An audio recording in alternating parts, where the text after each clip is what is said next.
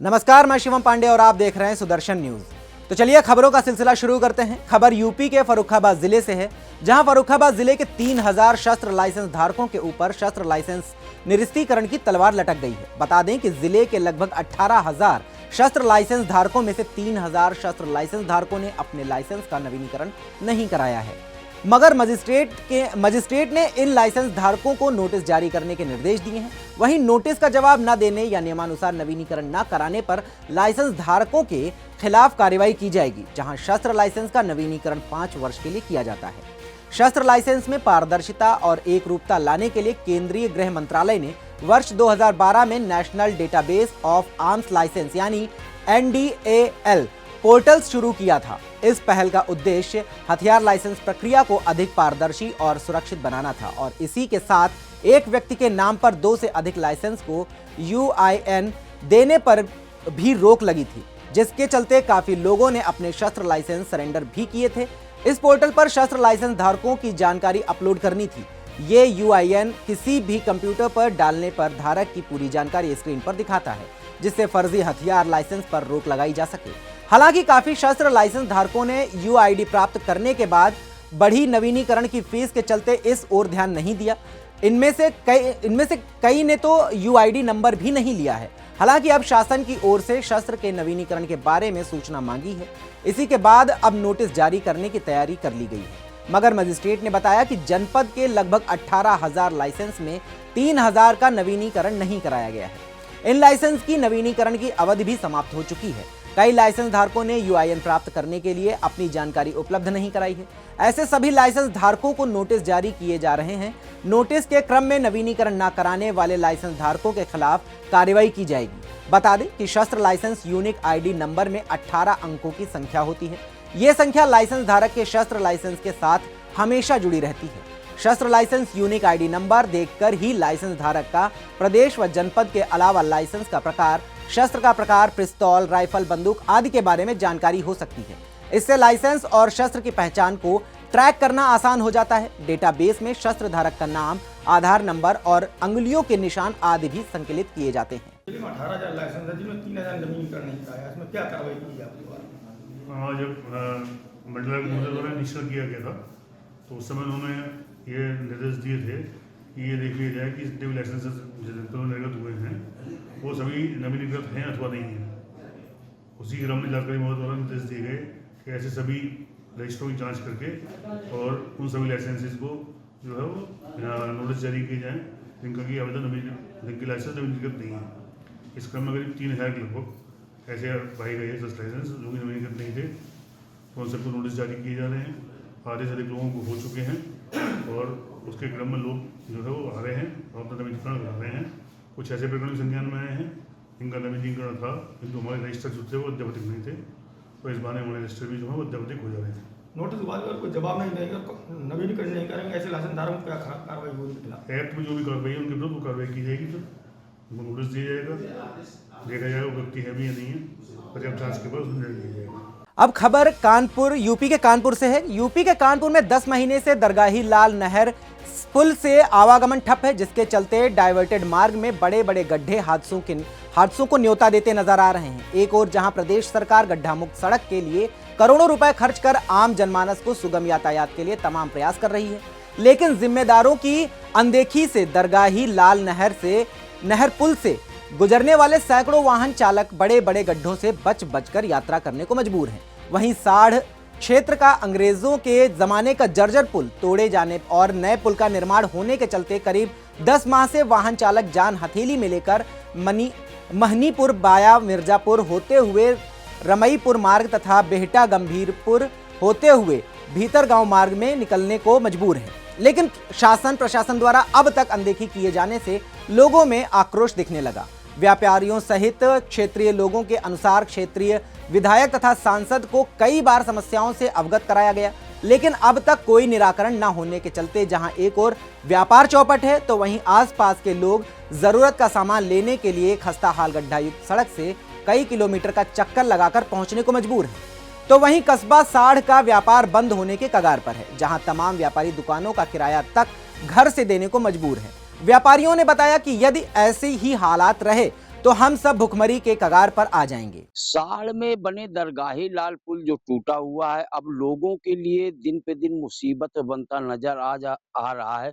और जो मानीपुर से साल जो रोड है, जो रोड तो अब पता नहीं है, जबकि गड्ढे में तब्दील हो गया है। जो यूपी सरकार का जो सख्त आदेश है कि गड्ढा मुक्त रोड होनी चाहिए, मगर यहाँ रोड तो नहीं है, मगर गड्ढे जरूर हैं। और जो विधायक और सांसद हैं, लोगों का मानना है कि वो लोग सुन नहीं रहे और आए दिन हादसे होते रहते हैं। और कुछ जो यहाँ पे जो राहगीर हैं, उन्हीं से भी जानते हैं कि किस तरीके यहाँ पे मुसीबत का सामना करना पड़ता है। और जो यहाँ पे हैं, वो भी तो यहाँ से गुजरते अरे होंगे। विधायक गुजरते हैं पर उनके आंख में कोई मतलब समस्या नहीं आती, देखते हैं पर वो अनदेखा कर देते हैं। बहुत सारी समस्या हमारे यहाँ की है, कोई भी समस्या नहीं सुनी जाती है। ये टूटा हो गया लगभग इसको 2 महीने होने जा रहा है। अच्छा, ये जो रोड है, रोड गड्ढे ही गड्ढे हैं, तो इसकी शिकायत तो सांसद विधायक वगैरह से की गई होगी। शिकायत क्या, शिकायत की गई, खुद साक्षात देखते हैं, यहाँ से निकलते हैं, उनके कर्मचारी निकलते हैं और काफी लोग निकलते हैं, फिर भी कोई सुनवाई नहीं हो रही है। अब हम लोगों को भी हो गई है, हम लोगों के लिए समस्या है। दादा, आप क्या नाम है आपका? हरचंद पाल, अच्छा, कहाँ रहते हो? खैरवा में। अच्छा, ये रोड क्या है, यहाँ तो सब उखड़ा पुखड़ा पड़ा रोड क्या है चीज, ये तो खरंजा पड़ा समझो। इतनी ये रोड क्यों ज्यादा चलने लगी? चलने लगे वो पुल की समस्या से, पुल साला बनना क्या हुआ, उसको साला सालन भर लग गया, बन ही नहीं पा रहा है। पता नहीं कितनी सरकार ढीली है आगे। तो सांसद विधायक भी यहाँ से निकलते और होंगे। सब लोग निकलते हैं, सब लोग निकलते हैं यहाँ से। तो ग्रामीणों ने इसकी समस्या नहीं बताई लेकिन कोई सुनाई नहीं हो रही है। तो साधन जो घूम के आते हैं, यहाँ के जो परिचालक भी हैं, इनसे भी जानते हैं। भैया, क्या नाम है आपका? संजय यादव। अच्छा, ये रोड गड्ढों में तब्दील है जी। क्या कहना चाहिए? नाली पूरी टूटी पड़ी है, हैं? नाली पूरी टूटी पड़ी है, तो समस्या इतना ज्यादा रोड चल रहा है। जाम होने लग जाता है, जाम। अच्छा।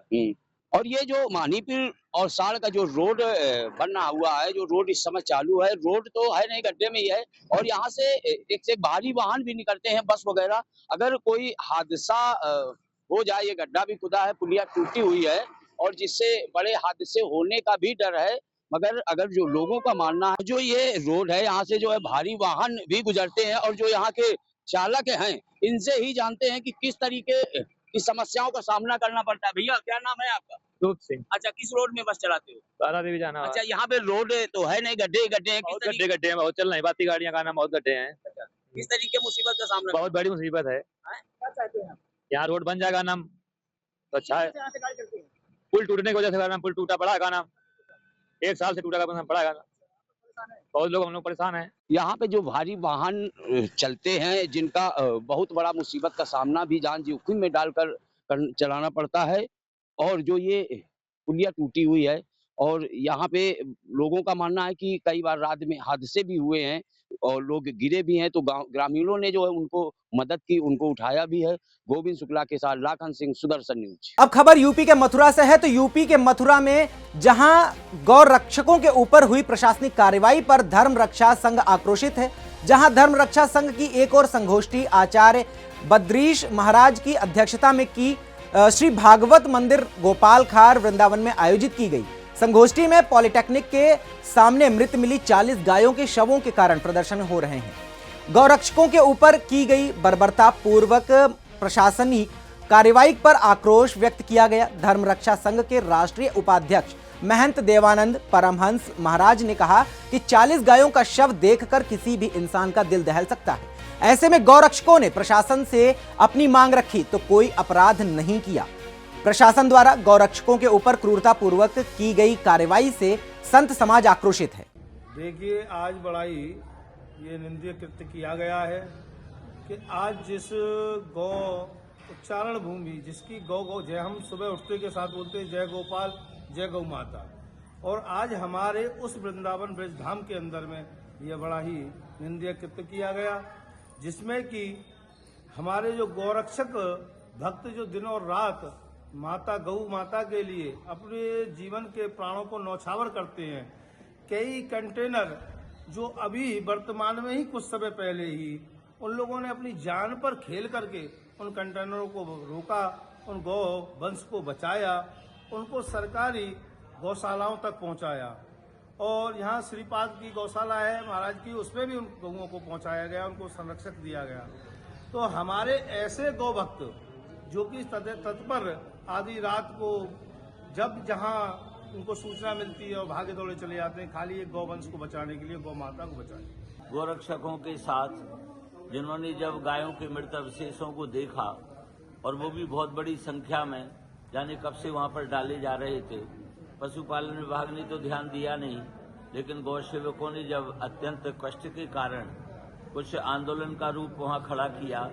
यद्यपि जैसा गौ सेवकों ने बताया है कि पूरा रोड बंद नहीं था, यदि कोई एम्बुलेंस आती या कोई बच्चों की स्कूल की बस आती तो उसके लिए कोई अवरोध इन्होंने नहीं किया हुआ था।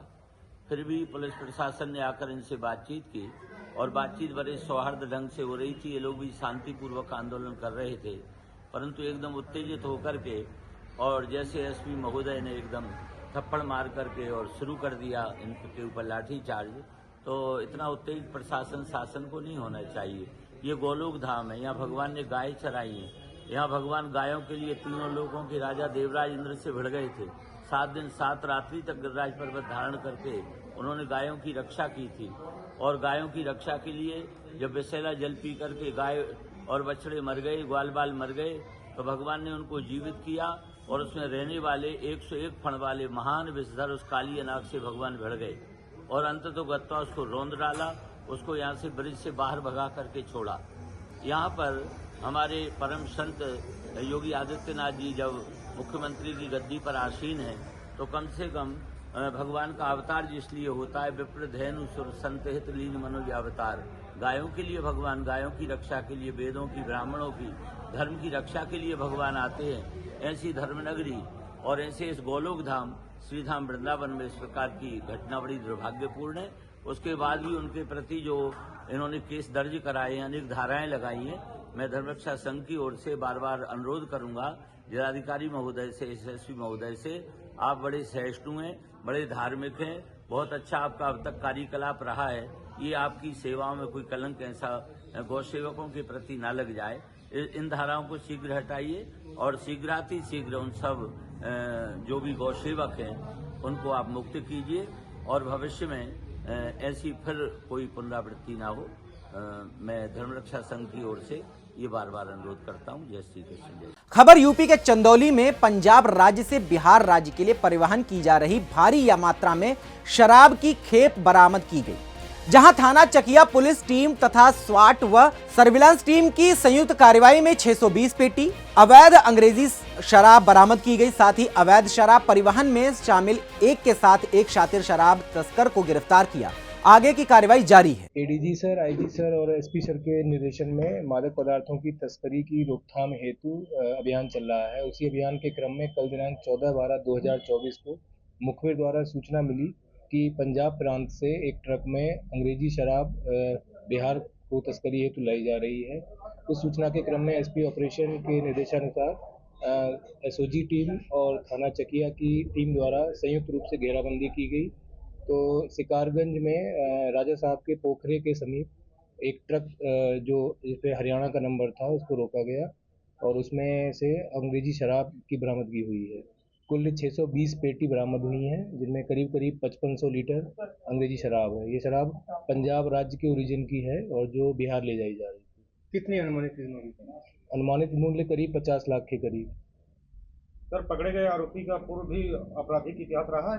अभी जानकारी की जा रही है, अभी तक कोई आपराधिक इतिहास नहीं मिला है, किंतु ये बता रहा है कि ये लगातार वहां से शराब की तस्करी में लिप्त रहते हैं। खबर उत्तर प्रदेश के शामली से है। शामली में आयुष्मान वंदना योजना के शिविर में 72 लाभार्थियों के कार्ड बने हैं, जहां पूर्व मंत्री सुरेश राणा ने शुभारंभ किया। बता दें कि थाना भवन क्षेत्र में आयुष्मान वंदना योजना के अंतर्गत आयोजित पहले शिविर में 72 पुरुषों और महिलाओं के आयुष्मान कार्ड बनाए गए। ये योजना 70 वर्ष से अधिक आयु के नागरिकों के लिए प्रधानमंत्री द्वारा शुरू की गई विशेष पहल पर है।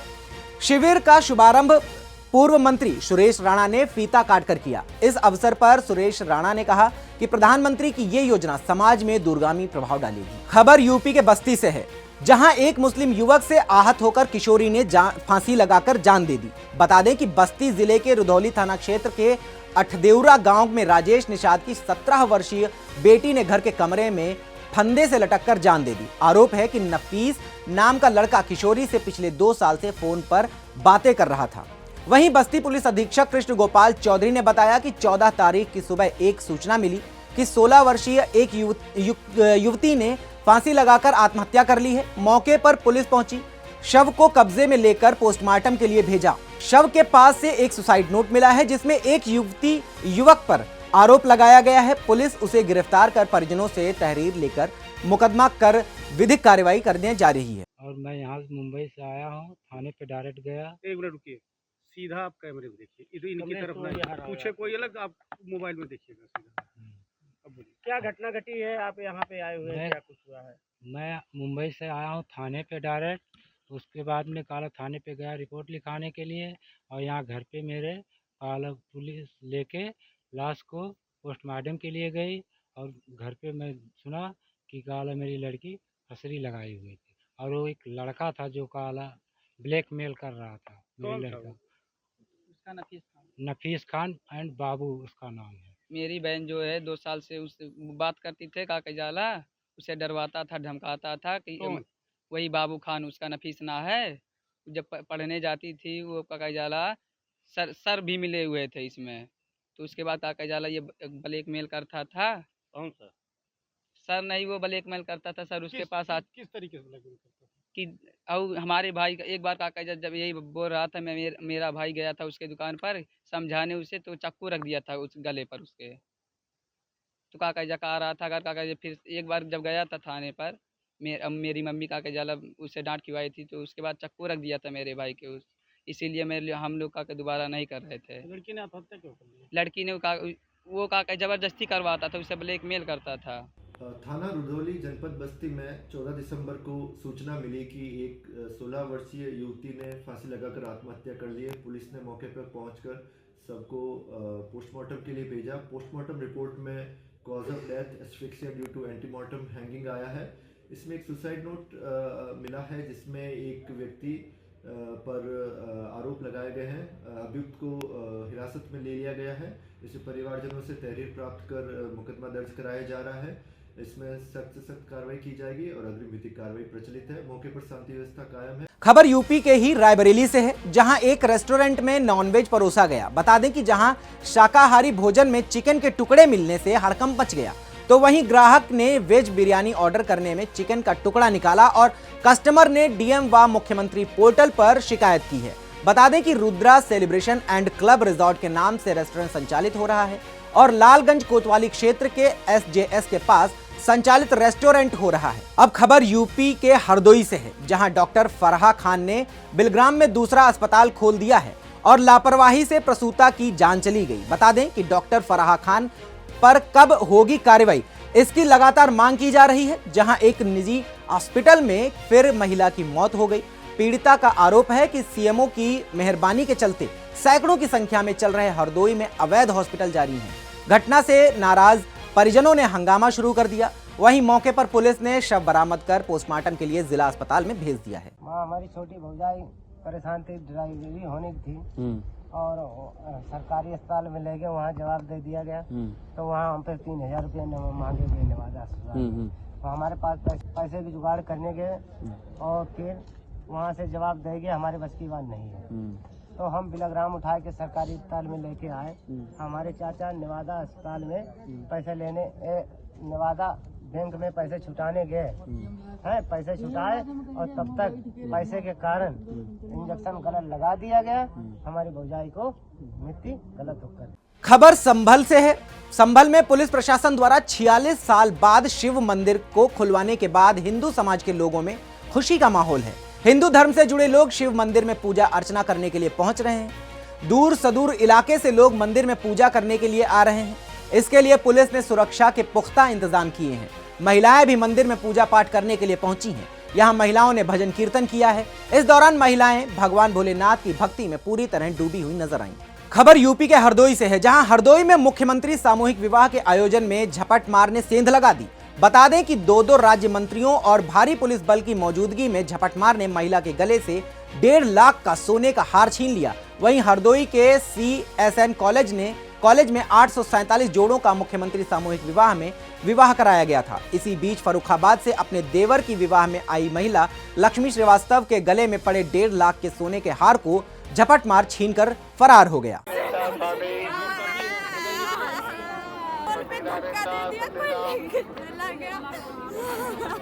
कहाँ से आई हो? अरे तुम्हें उतार के आए हैं। तुम्हें उतार के रख लेना राजा, भीड़ भाड़ थी।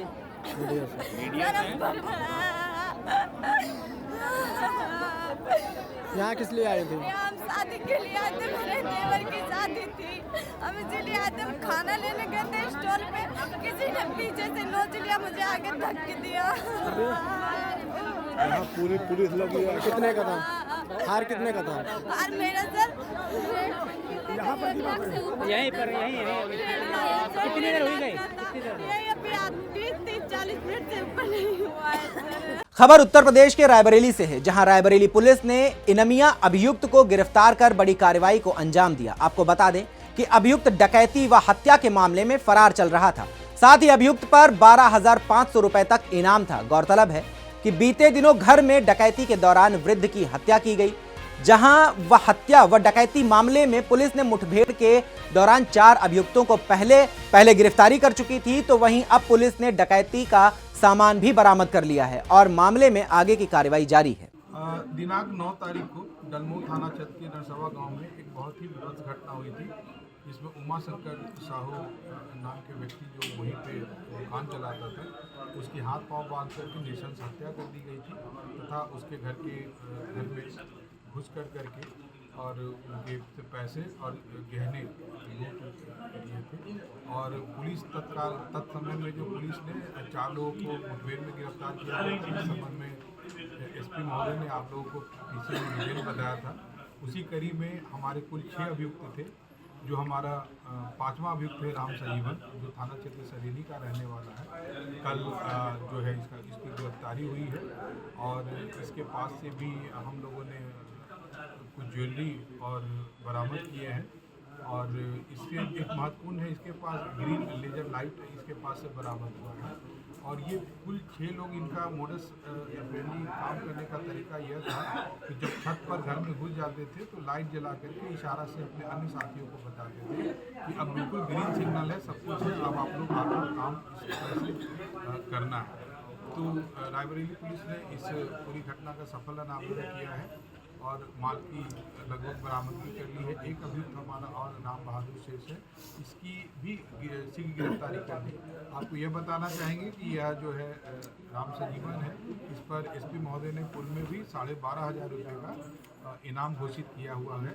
और एक राम बहादुर अभियुक्त है, उसके ऊपर भी 12,500 का इनाम घोषित किया है।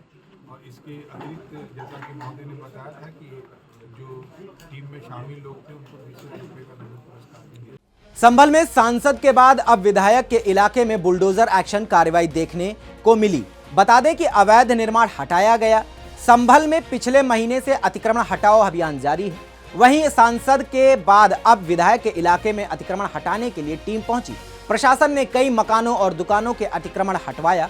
नगर में बीते 1 महीने से भी ज्यादा प्रशासन की तरफ से अतिक्रमण हटाने का काम चल रहा है। इस कार्रवाई का उद्देश्य सड़कों को अतिक्रमण मुक्त करना और जनता को यातायात में सुगमता प्रदान करना है। प्रकृति का अतिक्रमण है वो हटाया गया है। स्थायी प्रकृति का जो अतिक्रमण है वो नोटिस देके हटा रहे हैं। सर उधर हिंदुत्व खेड़ा में भी अतिक्रमण चला गया है, तो वो तो सभी जो 37 वार्ड हैं वहाँ भी अभियान चल रहा है। दूसरा जो चंदोसी शहर है, बहजोई है, सभी में अभियान चल रहा है। ऐसा नहीं है कि केवल संभल तहसील में चल रहा है। कितने दिनों तक सर ये जब तक एनक्रोचमेंट फ्री नहीं हो जाता तब तक चलेगा। जो अस्थायी प्रकृति का अतिक्रमण है वो हटाया गया है। स्थायी प्रकृति का जो अतिक्रमण है वो नोटिस देके हटा रहे हैं। सर उधर हिंदुत्व खेड़ा में भी अतिक्रमण चला गया है, तो ये वो तो सभी जो 37 वार्ड हैं वहाँ भी अभियान चल रहा है। दूसरा जो चंदोसी शहर है, बहजोई है, सभी में अभियान चल रहा है। ऐसा नहीं है कि केवल संभल तहसील। फर्रुखाबाद जनपद में सनसनीखेज मामला प्रकाश में आया, जहां लुटेरी दुल्हन शादी वाली रात में ही नशीली चाय पिलाकर लाखों रुपए की नकदी, जेवर और मोबाइल लेकर फरार हो गई। जहां सुबह करीब 3 बजे दूल्हे की भाभी की आंख खुली तो दुल्हन, उसकी मां और मौसी घर से गायब थे। इसके बाद परिजनों ने जगाया तो दूल्हा और उसकी मां बेहोश हालत में पड़े हुए मिले। फिलहाल पुलिस लुटेरी दुल्हन की तलाश में जुटी हुई है। चाचा की शादी थी शाम को, शादी होने के बाद सब शादी वादी हो के घर पर गए। घर पर 1 बजे रात के पहुँचे तो रोहन चाय बनाई। चाय बनाई तो मम्मी चाय बनाई, उनने की चाची बोली, इनकी वो बोली तो हम बनाए थे, उनने की तुम बनाए तो उनने बनाए, उनने पता नहीं उसमें क्या मिला है। तो चाय बस अब चाय पे आई। कुछ लोगों ने पी तो करो ही लगी, किसने किसौन फेंक दे, किसौन पी ली। इन लोगों ने ज़्यादा पी ली थी। अच्छा, और बारात कब भाई? शाम को, रात ही आज ही। अच्छा, कहाँ के थे ये लोग? ये लोग थे हरपालपुर के। तो फिर जब से दुल्हन कहाँ है? दुल्हन रात में फरार 2 बजे कुछ लेके गई? सामान लेके गई, पैसा ले गई। क्या ले गई?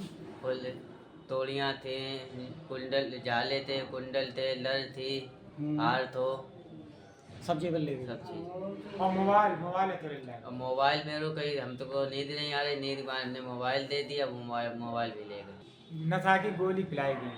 कैसे पूरी घटना बता दें।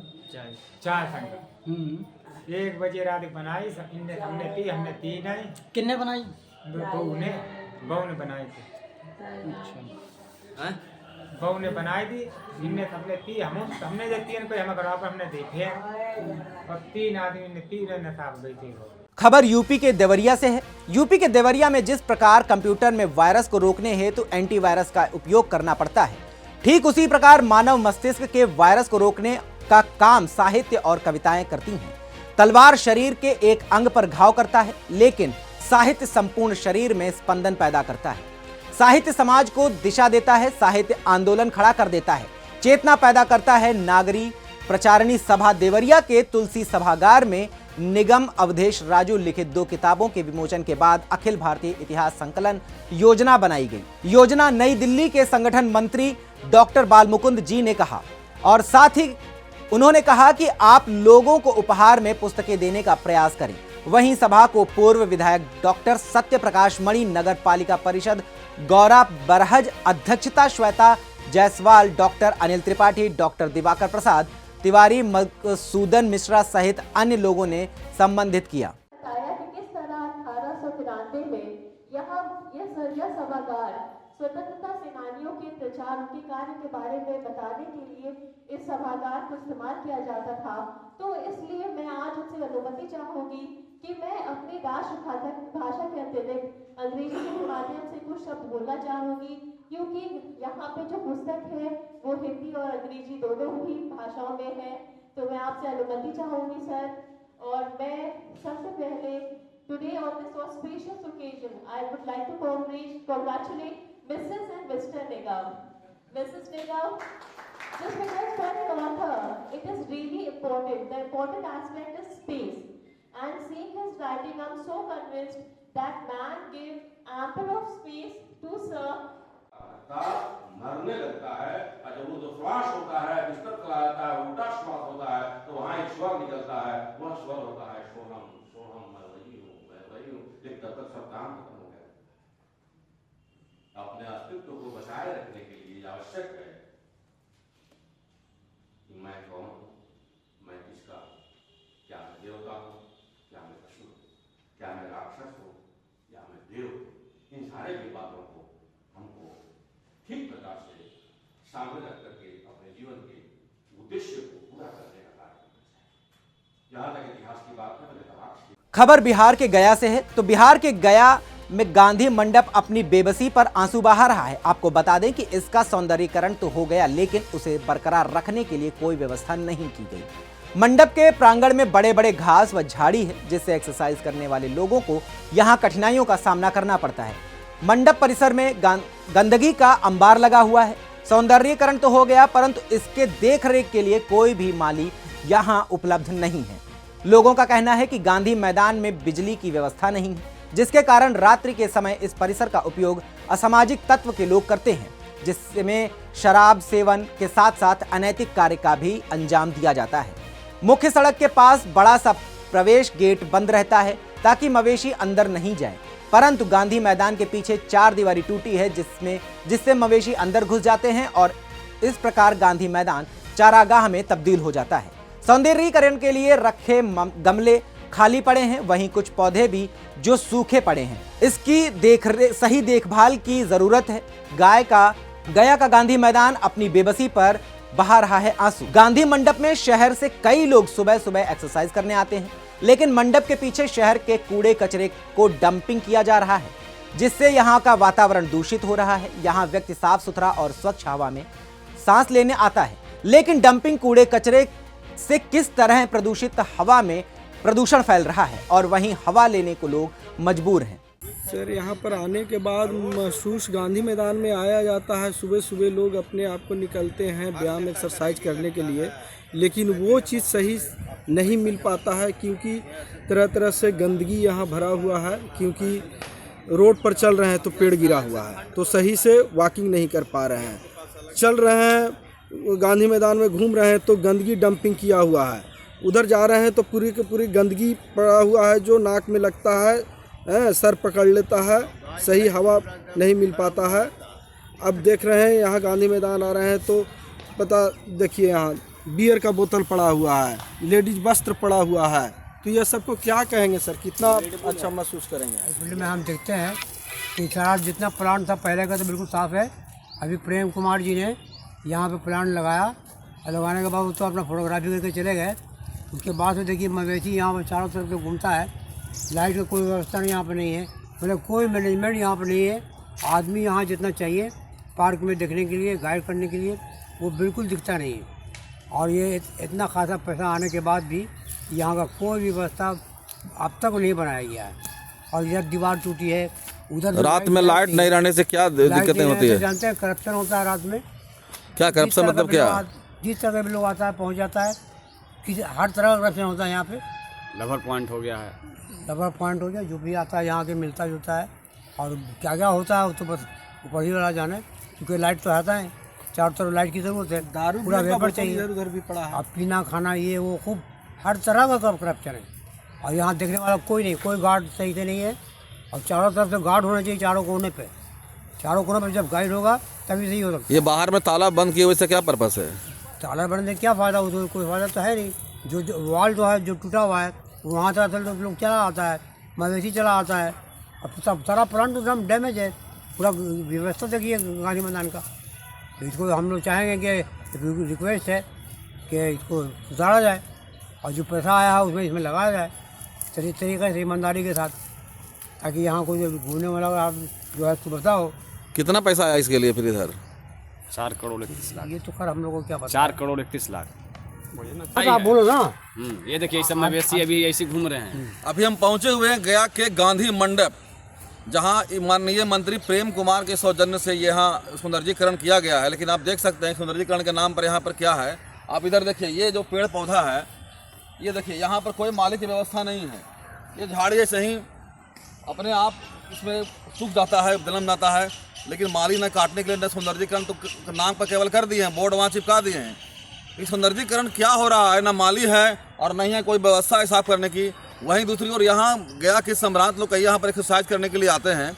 और ये बगल में आप पेड़ देखिए, पेड़ जो है ये कभी भी गिर सकता है, गिरने के बाद फिर ये घटना हो सकती है। आइए जरा हम अपनी तस्वीर, आपको हम पेड़ की तस्वीर अपने सहयोगी से दिखलाते हैं। आप जरा दिखलाइए, इधर आइए आप। देखिए पेड़ जो आप देख रहे हैं, पेड़ की टहनी देखिए, पेड़ सूखा हुआ है, कभी भी गिर सकता है। और गिरने के बाद कभी भी जो एक्सरसाइज कर रहे हैं कभी भी यह घटना कर सकती है। आइए यहाँ पर जो लोग आए हुए हैं उनसे हम जानते हैं यहाँ का जायजा कि क्या यहाँ पर किस तरह गंदगी फैला हुआ है। और यहाँ पर मालूम है कि तालाबंदी भी कर दी गई आगे में है।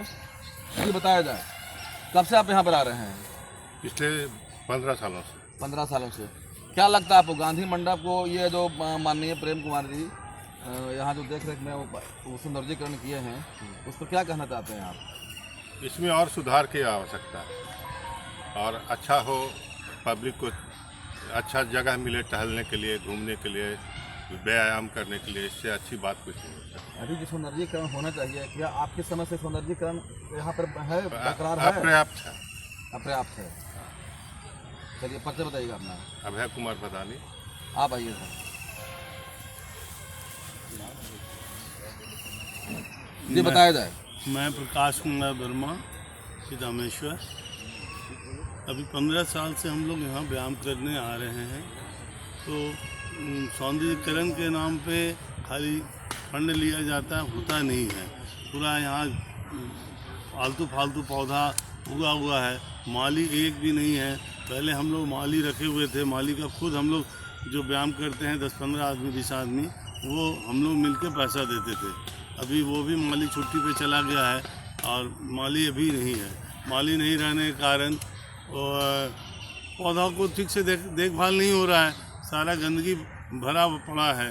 जब कभी म्युनिसिपल कॉर्पोरेशन के लोग आते हैं साफ़ करते हैं, लेकिन अभी ढंग से साफ़ नहीं हो पाता है और न ही पौधों को सही से देखभाल किया जाता है। घास आलतू फालतू उग गया है, सांप बिच्छू का हमेशा डर लगा रहता है। 2-3 पेड़ ऐसा है कि कभी भी गिर सकता है और गिरने से अप्रिय घटना हो सकती है। तो इसलिए हमारा कहना है माननीय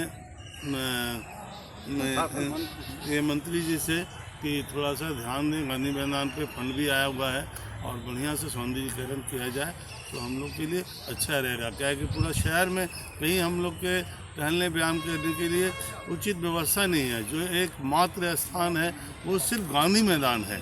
तो इसलिए हम चाहते हैं कि गांधी मैदान को अच्छे से अच्छे किया जाए कि सारे देश से कहीं इंटरनेशनल जगह है गया, सारे देश से लोग आते हैं, कभी भी गांधी मैदान आए तो उनको ऐसा लगे कि नहीं बहुत अच्छा स्थान है ये।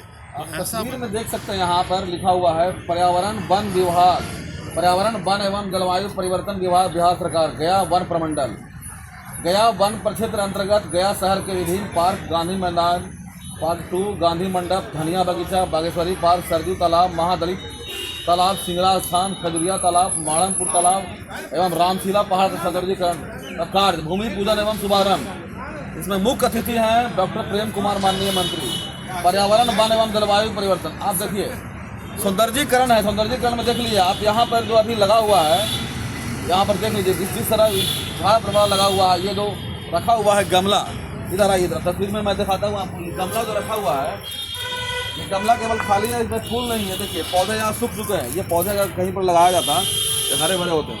और ये देखिए पूरा गमला खाली है, आपको मैं अपने सहयोगी से दिखलाता हूँ। पूरा गमला खाली है, गमला में कोई पौधा नहीं है, जो भी पौधे लगे हुए सूखे पड़े हैं। इसका मतलब कि केवल उद्घाटन कर कर इसका अनदेखी कर दी गई, सौंदर्यीकरण के नाम पर लिपापोती की गई है। आप देख सकते हैं ये गमला में एक भी पेड़ नहीं लगा हुआ है, इधर 2 भी पेड़ लगा हुआ है, सूखा हुआ है, बाकी गमले खाली पड़े हैं। थोड़ा तो इधर घुमाइए कैमरा थोड़ा सा, इधर देखिए सब गमले खाली पड़े हैं। आपको एक बात और आपको बताता हूँ, ये जो बगल में गेट जो है, गेट को बंद कर दिया गया है, लेकिन यहाँ के लोगों का कहना है कि ये गेट बंद है क्योंकि मवेशी यहाँ पर नहीं जाएंगे। लेकिन मवेशी नहीं, गेट अगर बंद है तो पूरी 4 दीवारी होनी चाहिए और गेट उस तरफ से भी बंद होना चाहिए, लेकिन ऐसा नहीं है। उस तरफ से गेट खुला हुआ है, मवेशी भी आ रहे हैं और 4 दीवारी टूटा हुआ है। तो जिस पर्पज़ से गेट ही बंद किया गया, इसका कोई तुक नहीं बनता है। लोगों में से परेशानी होती है, गाड़ी यहाँ पर लगाते हैं। आपको बता दें कि गाड़ी की कई बार यहाँ पर चोरी की घटनाएं भी गांधी मैदान में होती है। तो देखिए गेट बंद है। इधर आपको दिखाते हैं तस्वीर, कितना गंदगी का अंबार लगा हुआ है। इधर आप इधर आइए,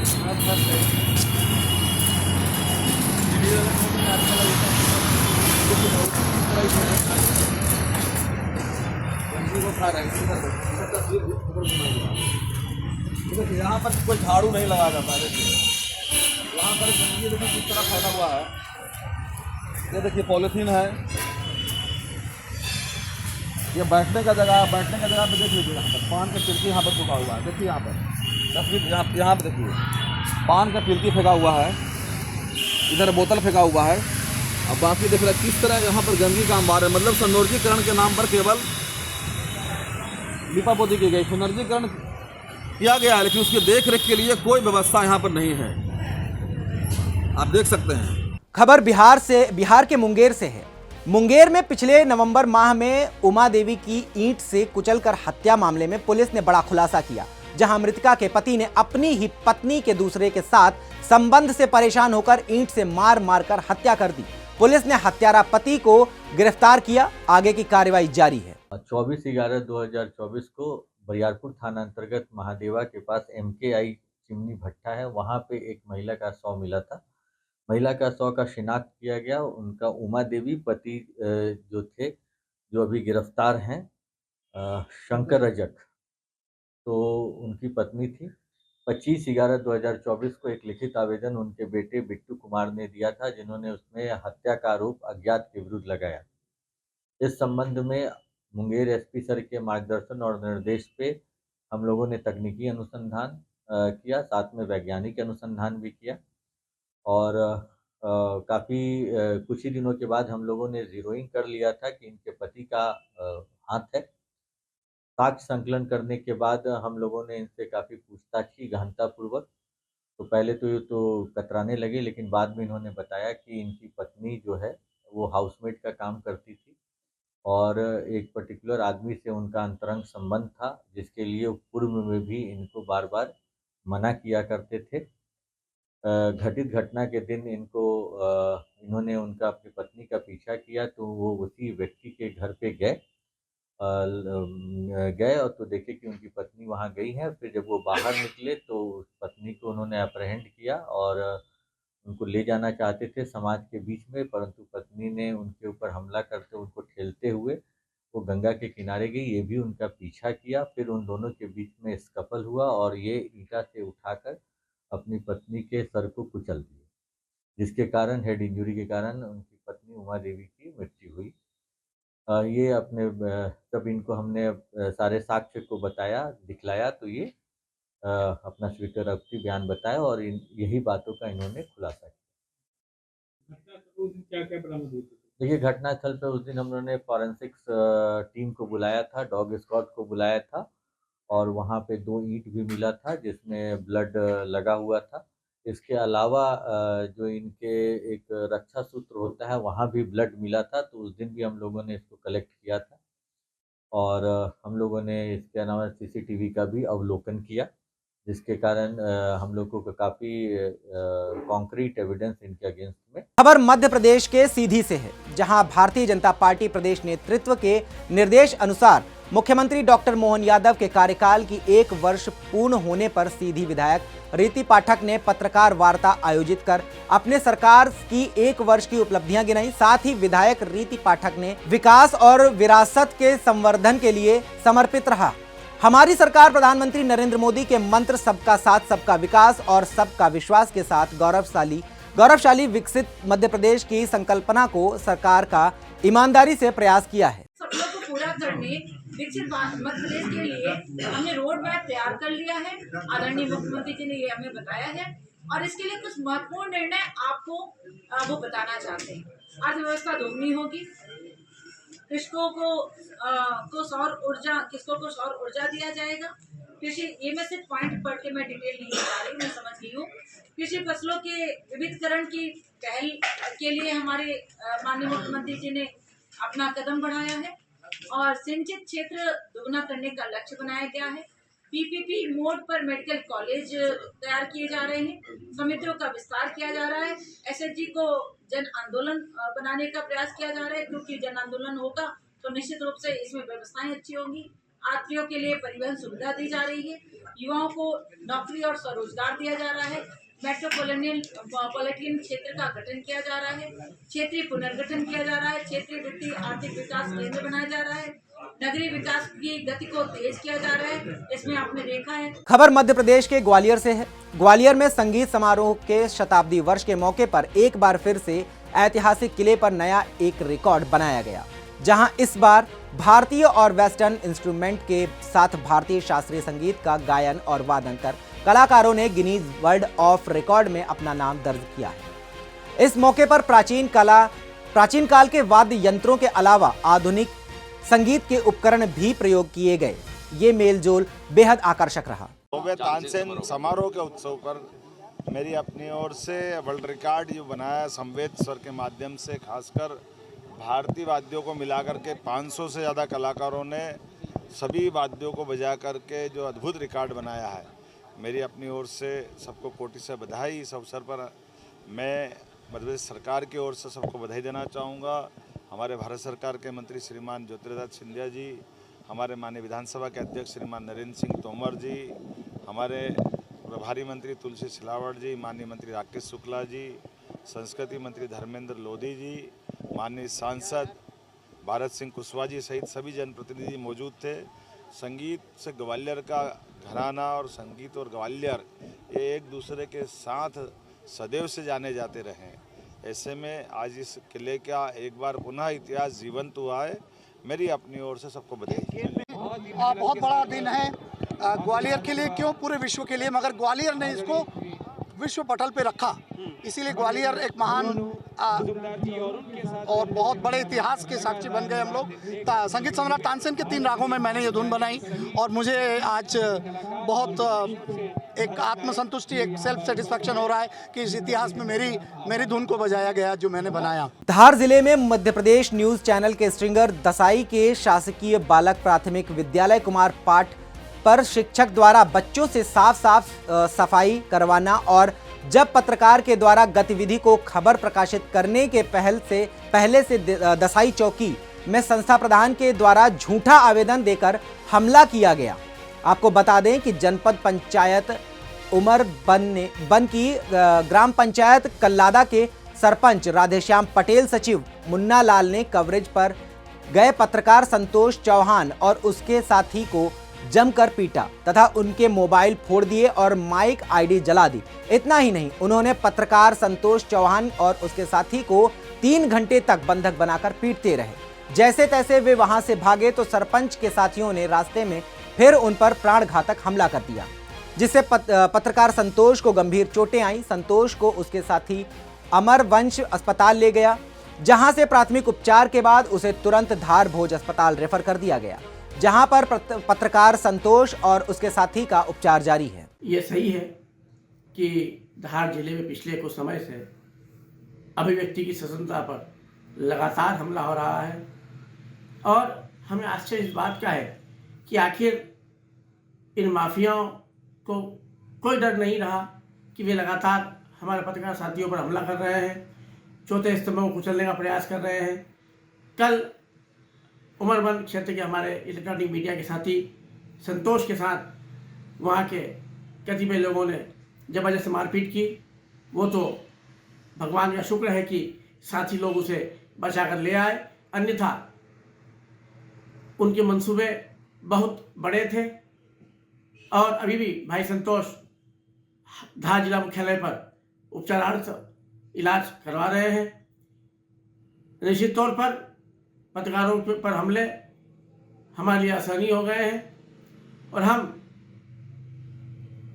शासन से मांग कर रहे हैं कि कम से कम धार जिले में मीडिया को कुचलने की जो प्रवृत्ति पैदा हो रही है, कृपया इसे शीघ्र कुचलें, अन्यथा पत्रकारों के लिए बड़ा आंदोलन हम करेंगे, जिससे शासन का और सरकार का ध्यान आकर्षित होगा।